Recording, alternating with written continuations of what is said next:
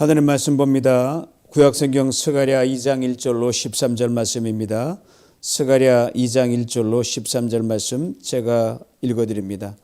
내가 또 눈을 들어본즉 한 사람이 측량줄을 그의 손에 잡았기로 내가 어디로 가느냐 물은즉 그가 내게 대답하되 예루살렘을 측량하여 그 너비와 길이를 보고자 하노라 하고 말할 때에 내게 말하는 천사가 나가고 다른 천사가 나와서 그를 맞으며 이르되 너는 달려가서 그 소년에게 말하여 이르기를 예루살렘은 그 가운데 사람과 가축이 많으므로 성곽 없는 성읍이 될 것이라 하라. 여호와 말씀에 내가 불로 둘러싼 성곽이 되며 그 가운데에서 영광이 되리라. 오호라 너희는 북방 땅에서 도피할지어다. 여호와의 말씀이니라. 이는 내가 너희를 하늘 사방에 바람같이 흩어지게 하였음이니라. 여호와의 말씀이니라. 바벨론 성에 거주하는 시온아 이제 너는 피할지니라. 만군의 여호와께서 이같이 말씀하시되 영광을 위하여 너희를 노력한 여러 나라로 보내셨나니 너희를 범하는 자는 그의 눈동자를 범하는 것이라.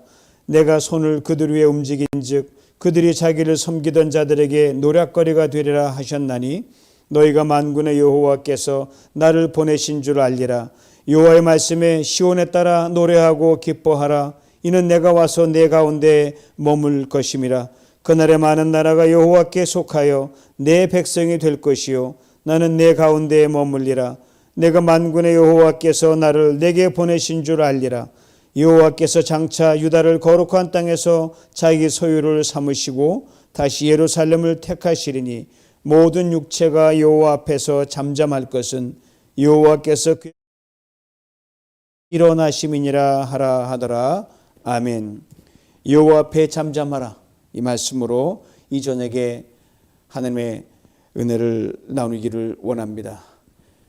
우리가 지금 구약 성경에 모델에 두게 있는 작은 나라 이스라엘 민족, 그 이스라엘 민족이 초대왕 사울왕 그리고 2대왕 다윗 그리고 3대왕 솔로몬까지는 통일한 큰 나라를 이루고 있었습니다. 하나 솔로몬 이후로 남과 북으로 나눠지면서 비참한 역사의 어떤 시간을 지나가는데 결국은 나눠진 그 나라가 북쪽에 먼저 멸망하고 남쪽 유다가 나중에 멸망을 했습니다.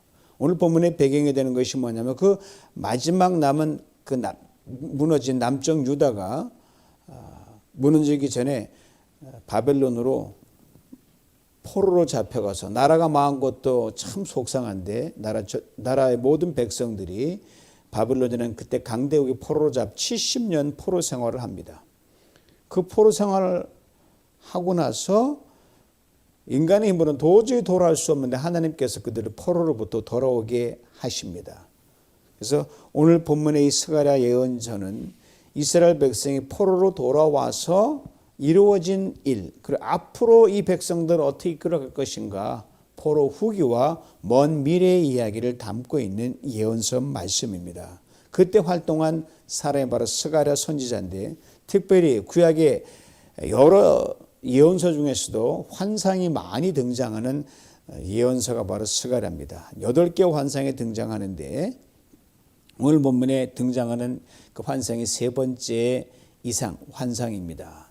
이미 앞에서 첫 번째, 두 번째에서 살펴본 걸 잠깐 우리가 좀 보면 첫 번째 이상이 화석나무 사이에 말 탄 사람들이 서 있는 이상이었어요.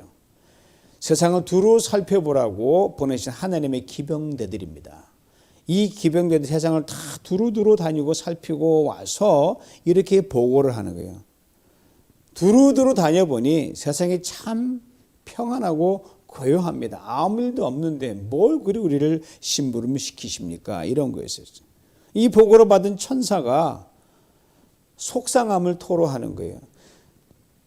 세상이 아무리 평안하고 조용하면 뭐합니까? 당신이 친히 이름 불러 택하신 그 민족은 생고생하고 힘들어하는데 이 천사의 말을 들은 하나님께서 이렇게 말씀하십니다. 내가 예루살렘을 위하여 시온을 위하여 크게 질투한다. 내가 예루살렘을 혼냈다고 다른 민족과 나라들이 예루살렘을 도가 지나칠 정도로 심하게 다루거나 대하는 것 내가 가만두지 않겠다. 이스라엘 민족이 하나님을 떠나서 불순종함으로 당연한 귀결이죠. 하나님이 떠났으니까 그로 인해서 하나님이 고생하게 만드셨는데 그 고생이 너무너무 심하니까 그 고생시킨 막대기로 사용한 민족들을 혼내주겠다 하심. 그리고 나서 그래 내가 다시 옛 영광을 예루살렘 영광을 찾아주겠다 그렇게 말씀하시는 거예요. 이 말씀대로 유다 백성을 사로잡아갔던 바벨론은 물론 당시 유다 민족을 힘들게 했던 강한 나라와 민족을 뿔뿔이 사방으로 흩어버리셨어요. 그리고 무력화시키겠다. 그렇게 하겠다는 하나님의 그 예언을 이상으로 보여주셨는데 바로 4개의 뿔과 4명의 대장장이들의 이상이 바로 그것입니다. 이 두 번째 이상을 보여주면서 천사를 통해 이렇게 말씀하셨어요. 바로 전장 1장 21절 말씀 새 번역으로 읽어드립니다. 이 뿔 넷은 유다 사람을 뿔뿔이 흩어지게 하여 유다 사람이 감히 머리도 쳐들지 못하게 만든 나라들이다. 그러나 대장장이 넷은 곧 유다 땅을 뿔로 들이받아 백성을 흩어버린 이방 나라들을 떨게 하고 이방 나라들의 뿔을 꺾으려고 온 사람들이다. 쉽게 설명하면 네 뿔은 유다 민족을 괴롭힌 나라들을 상징하는 그런 이상이에요. 4명의 대장장이들은 이 나라들이 그토록 자랑하던 힘과 자랑의 상징인 뿔들을 뽑아낼 하나님의 심판을 행할 또 다른 나라와 민족을 말을 합니다. 그리고 오늘 본문에 스가랴가 세 번째 이상을 보는데 바로 측량줄을 잡은, 이렇게 여러분 건물을 측량하잖아요. 어디서 어디까지가 그 메저먼트죠. 측량줄을 잡은 한 젊은 청년의 모습이 등장하는데 그 내용이 2장 전체에 걸쳐서 이어집니다.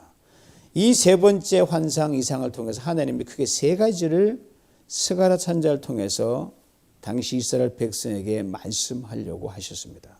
첫째가 바로 8절을 보면 만군의 주님께서 말씀하신다.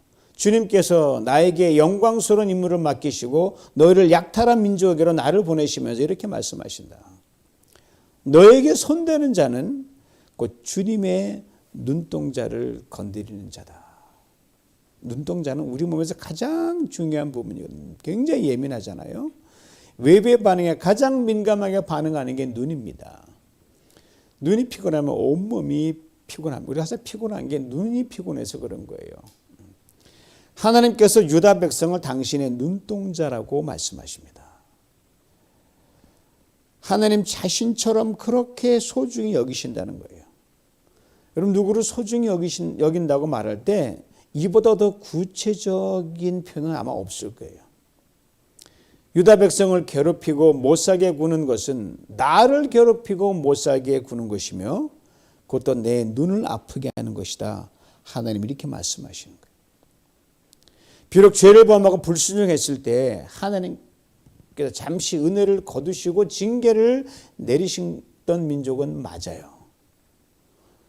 그러니까 뭐 이래도 저렇고 저래도 저렇게 넘어가는 게 하나님은 사랑하는 자에게 채찍을 가하시니까. 그렇지만 언제나 하나님의 마음과 생각 속에는 야단치고 채찍을 가는 그 순간에도 여러분 유다 민족이 가장 귀한 존재로 하나님의 생각 속에 그 심성 속에 꽉 자리하고 있습니다. 어떻게? 눈동자처럼. 신명기 7장 6절 이하에 하나님이 유다 민족을 택하신 이유에 이렇게 분명하게 설명합니다. 이유가 왜 이 민족을 택하셨을까? 땅의 많은 백성 가운데 너희를 나의 백성으로 삼았다. 내가 너희들을 사랑하고 택한 것은 너희들이 다른 민족들보다 수가 더 많아서가 아니다. 오히려 너희들은 모든 민족 가운데 수가 가장 적은 민족이기 때문에 내가 너희를 그냥 사랑하기로 작정했다. 이 말이에요. 70년 바벨론 포로 생활을 마치고 자존감이 바닥을 치던 그 유다 백성들에게 하나님께 저들을 얼마나 귀하게 여기고 계시는지를 다시금 분명하게 깨닫게 해주셨어요. 여러분 한 번 하나님의 백성은요 영원한 하나님의 백성입니다. 끊을 수가 없어요. 하나님은 포기하는 하나님이 아니십니다. 버리는 하나님이 아니셔요. 아무리 못나고 형편이 없어도 이것은 변함이 없습니다. 여러분 아버지의 재산을 챙겨서 집을 나갔던 둘째 아들을 한번 떠올려 보시기 바랍니다. 완전히 그 인생이 바닥으로 떨어져 버렸잖아요. 가지고 간 자산 다 탕진해버리고, 그리고 너무 미안하니까 나는 이제 아버지 아들이라고 부를 자격이 없다. 내가 무슨 아버지 아들 그런 자격이 있냐. 그래서 너무너무 배고프니까 종으로라도 나를 삼아주면 배고픔을 면할 수 있겠다라고 그렇게 아들은 생각을 합니다. 그렇지만 아버지는요, 집 나간 둘째 아들 한 번도 너 내 아들 아니다라고 하신 적이 한 번도 없다는 겁니다. 아버지의 마음속에는 언제나 귀한 아들로 늘 자리하고 있었어요. 70년 포로 생활을 마치고 고향에 돌아온 유다 백성들, 자신들의 지난날의 모습을 보니까 하나님의 백성이라고 말을 돌아왔는데 참 창피하고 어쩌다 이렇게 됐나, 뭐 남았는 게 하나도 없으니까 뭐 벌받아 싸다, 면목이 안 쓰죠. 마치 집을 나간 둘째 아들의 심정이었어요. 이 마음까지 하나님이 다 읽으셨어요. 하나님, 우리가 면목이 없고 참 송구스럽고 저 죽음이라도 있으면 들어가고 싶다, 이런 마음 하나님 다 알고 계시거든요. 이렇게 말씀하신 거예요. 너는 나의 눈동자다. 너는 세상에서 가장 귀한 민족이요 백성이다. 이 말씀을 하신 거예요. 사랑하는 성도 여러분, 여러분의 형편과 처지를 보고 여러분이 자기 스스로 평가하고 자리매김하는 것, 또는 타인이 여러분을 보고 평가 내리는 것, 인간적인 관점에서는 때로는 형편없을 수가 있어요. 그러나 하나님은 언제나 여러분을 자신의 눈동자처럼 귀하고 귀하게 여기신다는 것을 꼭 기억할 수 있기를 원합니다. 내 마음으로 믿어지지 않아도 여러분 마음이 안 믿어진다고 하나님이 안 믿는다, 그 천만의 말씀이에요. 하나님은 여전히 믿으십니다. 이걸 믿으셔야 돼요. 둘째로 12절 말씀입니다. 하나님께서 그 거룩한 땅에서 유다를 특별한 소유로 삼으실 것이며 예루살렘은 다시 당신의 가장 사랑하는 도성으로 선택하실 것이다. 다시 시작하게 하신 하나님임을 말씀하고 있습니다.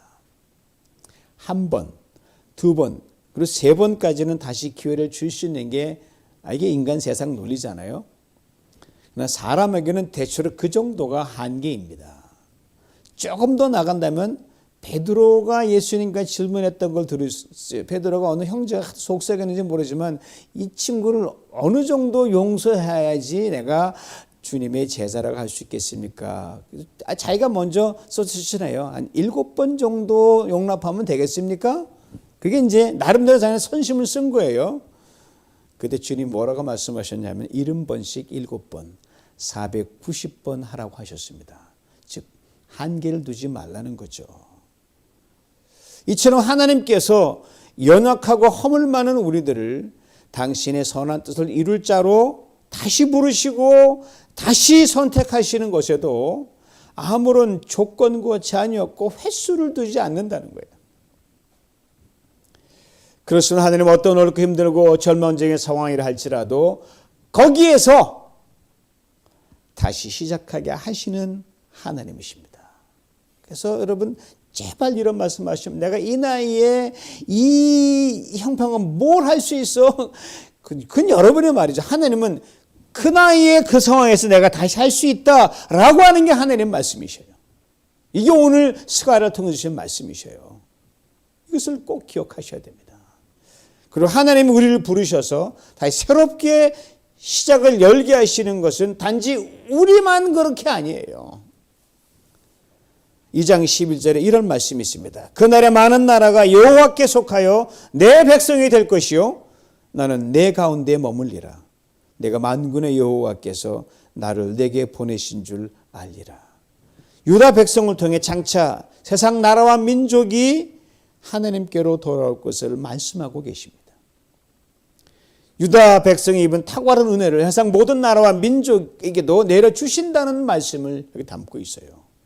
세상 나라와 민족도 유다 백성들처럼 하나님의 백성, 하나님의 민족이라는 소리를 듣게 될 것이다, 이 말씀이죠. 실제로 이 말씀이 훗날 예수 그리스도께서 메시아로 이 땅에 오심으로 인해 이스라엘과 이방 나라들이 구분이 없어짐으로 실현이 되었습니다.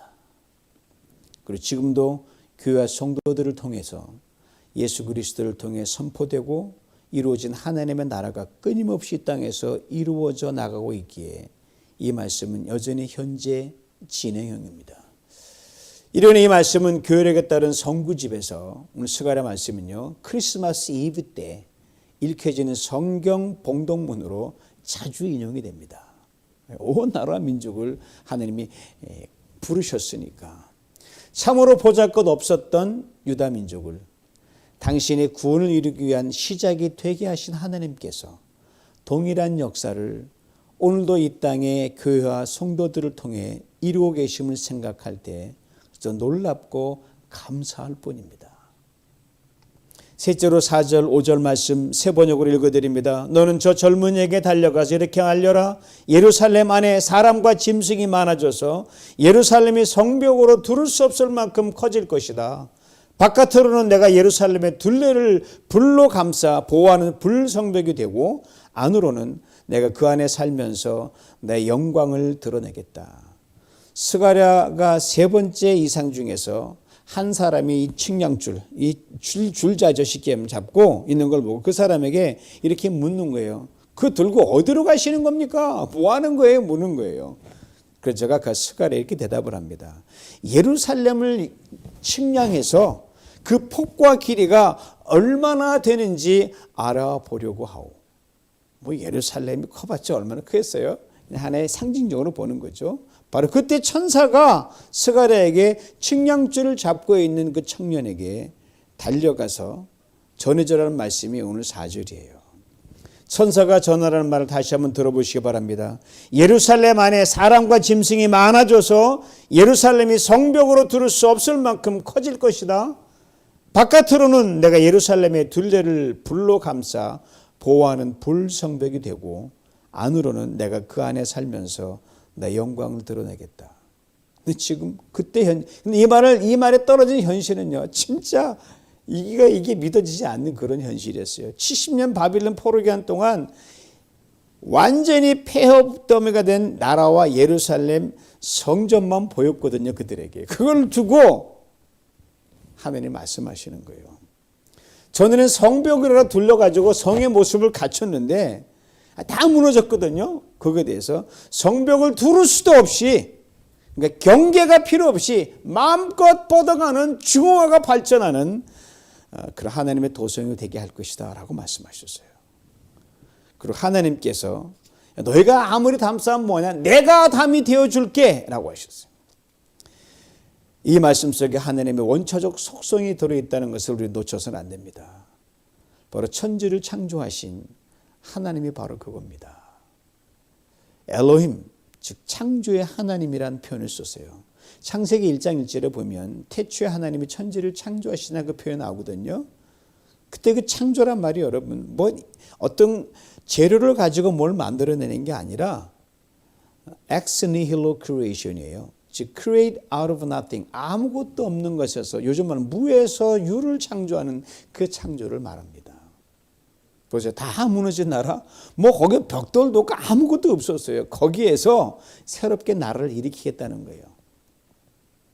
다 무너져 폐허가 된 성을 다시 세우시겠다는 겁니다. 그러면 이 말씀은요, 나라든 개인이든 그 무엇이든 그 처한 형편과 상황이 아무리 가능성이 없어 보인다 할지라도 하나님은 거기에서 다시 이렇게 세우신다는 약속의 말씀이에요. 여러분 이제 카타르 올림픽, 카타르 월드컵 쭉 보면서 거기 우리 현대 자동차가 선전하게 쫙 지나가는 자동차가 그 축구공을 몰고 막 가는 기계 쫙 떠요. 이 컴퓨터 그래픽이죠. 거기 문장 중에 이런 문장이 있어요. Impossible is nothing. 원래 거꾸로 돼야 되는데 재밌게 표현했다고요. 불가능은 아무것도 아닙니다. 다 가능하다는 거죠. 그래 뭐 사람도 그렇게 추측하는데 우리 하나님은 불가능이 없죠. 무에서 유를 창조하실 수 있단 말입니다. 다시 세우시기만 하는 것이 아니라 이전보다 더 나은 모습이 되게 하시는 하나님. 다시 세우실 때는요, 옛날과 똑같은 거 만들면 아유, 하나님 전에 똑같은 건데요라 가장 더 나은 것으로, 항상 좋은 것으로 만드셔요. 은혜도 더 큰 은혜로, 복도 더 좋은 복으로. 그래서 우리가 돌아갈 우리 에덴 있잖아요.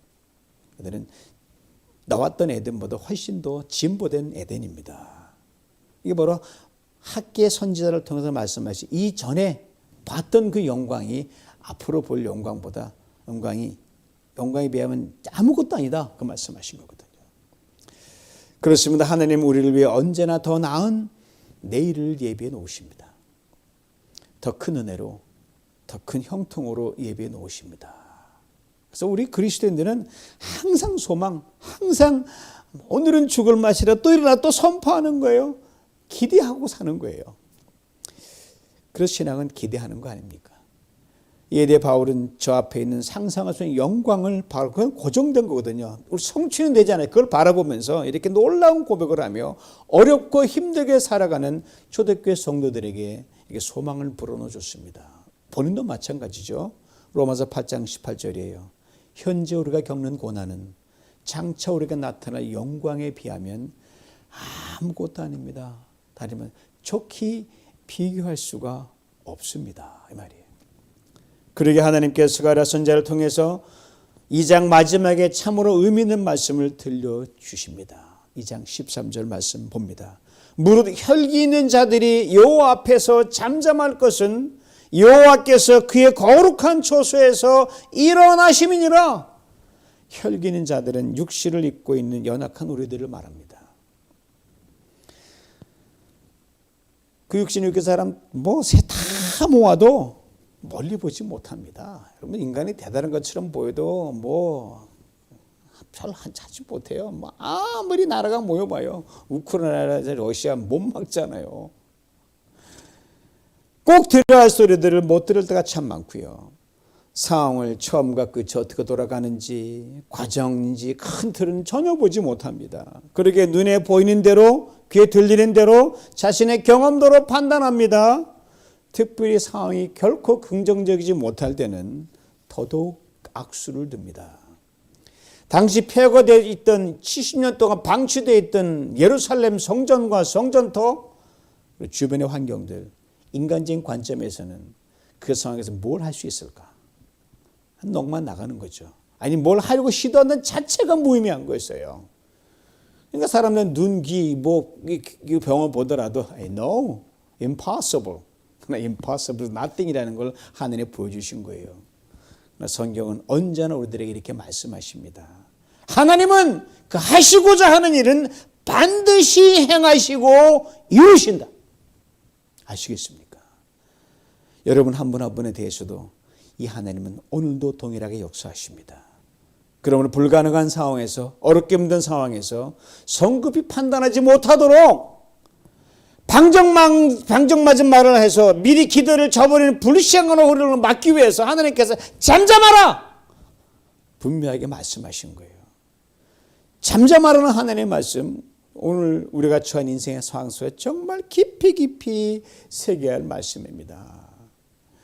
때로는 교회에 대해서, 자녀들에 대해서, 나 자신에 대해 성급하고 부정적이고 덕스러지 못한 말을 내뱉는 것은 그냥 그때 있잖아요. 그 죽이는 거예요. 이것도 하나님의 능력을 내가 제한하는 큰 룰을 범하는 것이기 때문입니다. 잠잠하라. 여호와 앞에 잠잠하라는 말씀이 그 뿌리가 어디로 가는지 아세요? 이스라엘 민족의 태동기로 거슬러 올라갑니다. 아주 귀한 말씀이에요. 여러분, 출애굽 당시에 모세를 통해 들려주셨던 말씀을 압축적으로 이렇게 하고 다시 이 스가랴가 옮겨놓은 거거든요. 이스라엘 백성이 애굽에서 빠져나와가지고 이제 광야를 가다가 홍해에 딱 마주섰어요. 잘 왔는데 거대 홍해가 났으니까 이 건너지 않으면 죽는 거고. 근데 이 바로가 이걸 알고 뒤쫓아와서 이제 꼼짝달싹 못하게 생겼어요. 홍해를 어떻게 건넙니까? 난리가 난 거예요. 그때 하나님이 모세를 통해서 이렇게 말씀하라고 전화하셨어요. 너희는 두려워하지 말고 가만히 서서 여호와께서 오늘 너희를 위해 행하시는 구원을 보라. 너희가 오늘 본 애굽 사람을 영원히 다시 보지 아니하리라. 그렇게 말씀하셨어요. 이 말씀 그대로 깨끗이 애굽을 정리해 주셨습니다. 이걸 우리는 홍해의 기적이라고 부르죠. 당시 그 누구도 이것이 가능하려 생각한 사람 아무도 없어요. 모세도 아마 같지만 많이 흔들거렸을 거예요. 그래서 불평했고 원망, 탄식이 그들이 할 수 있는 전부였어요. 우리도 그때 놓이면 똑같은 일 되풀이 할 거예요. 그래서 하나님께서 가만히만 있어라, 즉 잠잠하라, 그렇게 말씀하셨습니다.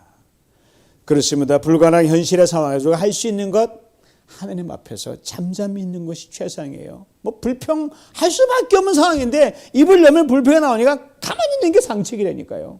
뭐 하려고 할 필요도 없어. 할 수 있는 게 없으니까.